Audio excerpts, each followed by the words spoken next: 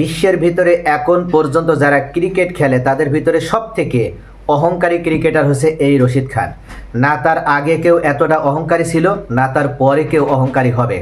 এই রশিদ খান নিজেকে এত বড় ক্রিকেটার মনে করে যে সে কয়েকদিন আগেই আইপিএল শুরুর পূর্বেই উল্লেখ করেছিল যে তাকে নাকি ভারতের ক্রিকেট বোর্ড থেকে অফার দেওয়া হয়েছিল, অস্ট্রেলিয়া ক্রিকেট বোর্ড থেকে অফার দেওয়া হয়েছিল, অর্থাৎ সেই দেশের ক্রিকেটার হওয়ার জন্য। ভারতে যে রশিদ খানের মতন ক্রিকেটার অলিতে গলিতে জন্মগ্রহণ করে এটা হয়তো রশিদ খান নিজেও জানে। তারপরেও সে অহংকারের স্বরে এবং নিজের দাম বাড়ানোর জন্য, নিজেকে আরও বেশি মূল্যবান হিসেবে উল্লেখ করার জন্যই সে মূলত এ ধরনের মিথ্যাচার করেছিল। আর অস্ট্রেলিয়া রশিদ খান যে কখনো তাকে যে অ্যালাউ পর্যন্ত করে না বা রশিদ খানের যে কোনো প্রয়োজন নেই সেটা রশিদ খানও জানে, কিন্তু তারপরে সে উল্লেখ করেছিল যে অস্ট্রেলিয়া এবং ভারতের হয়ে খেলার সুযোগ তাকে দেওয়া হয়েছিল, কিন্তু সে সেই দেশের নাগরিকত্ব নিয়ে সেই দেশের খেলার সুযোগ পেলেও সে সেটা গ্রহণ করেনি, কেননা সে আফগানিস্তানের হয়ে খেলতে ভালোবাসে। সম্পূর্ণ মিথ্যাবাদী এবং মিথ্যাচার করতে পছন্দ করে এই রশিদ খানের কারণেই অবশেষে গুজরাট টাইটান্স কিন্তু এবারের আইপিএল সিজন 2026-এ এখন পর্যন্ত আমরা দেখতে পাচ্ছি ভালো রেসে নেই। যদিও গতকাল সিএসকের বিরুদ্ধে গুজরাট টাইটান্স জয়লাভ করেছে, কিন্তু এই ম্যাচটাতে সবথেকে বাজে বোলিং উপহার দিয়েছে রশিদ খান।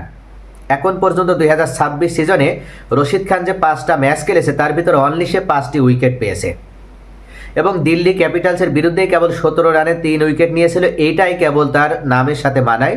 অন্য যে ম্যাচগুলোতে সে এখন পর্যন্ত সেভাবে নিজেকে মেলে ধরতে পারেনি। 39 রানে 1 উইকেট পেয়েছে একবার, 29 রানে 1 উইকেট পেয়েছে, আর গতকাল তো 21 রানে 0।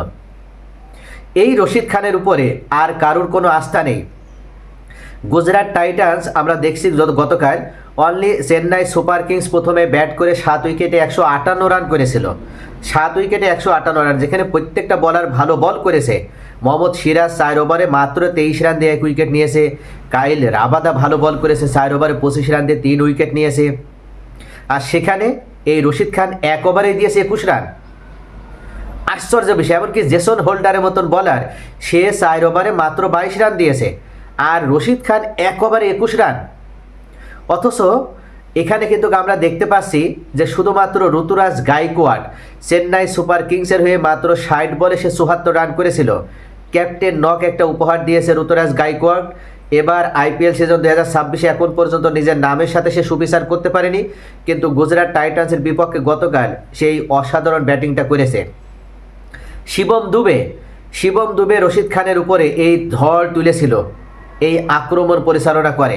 অর্থাৎ শিবম দুবে মূলত 17 বলে 22 রান করে, কিন্তু তারপর আমরা দেখেছি ওভারটনও 6 বলে 18 রান করে। তো সব মিলিয়ে তাদের এই ধ্বংসাত্মক ব্যাটিংয়ের উপরে নির্ভর করে শেষ পর্যন্ত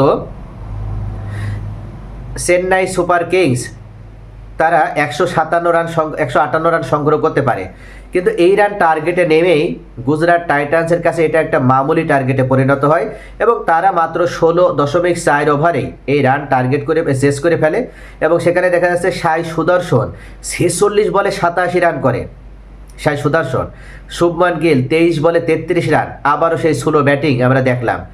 জশ বাটলার 30 বলে 39 রান করে অপরাজিত থাকে এবং ওয়াশিংটন সুন্দর 1 বলে 1 রান করে অপরাজিত থাকে। অর্থাৎ 8 উইকেটের একটা বড় জয় পেল গুজরাট টাইটান্স। যদিও রশিদ খানের ওভারটা যদি এতটা খরুসে না হতো, যদি ওই জেমি ওভারটন 1 ওভারে 18 রান না নিত, যদি রশিদ খানের 1 ওভারে 21 রান না আসতো, তাহলে মূলত গুজরাট টাইটান্স আরও আগেই ম্যাচটা জিতে নিতে পারত এবং তাদের রান রেটটা আরও বাড়ত। এই জয়ের কারণে গুজরাট টাইটান্স এখন পয়েন্টে, অর্থাৎ পয়েন্ট টেবিলে আমরা যদি দেখি তাহলে 5 নম্বরে চলে গেল, আর চেন্নাই সুপার কিংস 6 নম্বরে নেমে আসলো। নিয়মিতভাবেই 1 নম্বরে রয়েছে পাঞ্জাব কিংস, পিবিকেএস এবং 2 নম্বরে রয়েছে আরসিবি। এই জয়ের ফলে গুজরাট টাইটান্স পয়েন্ট টেবিলে 5 নম্বরে উঠে আসলো এবং চেন্নাই সুপার কিংস তারা 6 নম্বরে নেমে গেল। তবে আগামী ম্যাচগুলোতে এই অহংকারী রশিদ খানকে অবশ্যই দল থেকে বাদ দিতে হবে, নতুবা তাকে এমনভাবে উল্লেখ করতে হবে যে তুমি অহংকার পরিত্যাগ করো, তুমি নিজেকে সবথেকে বড় হিসেবে উল্লেখ না করে তোমার যেভাবে ন্যাচারাল পিলে তুমি সেটা উপহার দাও, তাহলে দেখবে তুমি খেলাটাও ফিরে পাবে এবং দর্শকও তোমাকে ভালোবাসবে, তুমিও স্বাভাবিকভাবে নিজেকে মেলে ধরতে সক্ষম হবে। অহংকার পতনের মূল, এটা রশিদ খানকে বোঝাতে হবে। গুজরাট টাইটান্সের টিম ম্যানেজমেন্টকে রশিদ খানের আসলে কানে এই মন্ত্রটা ঢুকিয়ে দিতে হবে। তবে মনে হয় না কাজ হবে, কেননা রশিদ খান জন্মগতভাবেই একজন অহংকারী। আপনাদের কি মনে হয়? আপনাদের মূল্যবান মতামত কমেন্টে জানাতে ভুলবেন না। সকলেই ভালো থাকুন।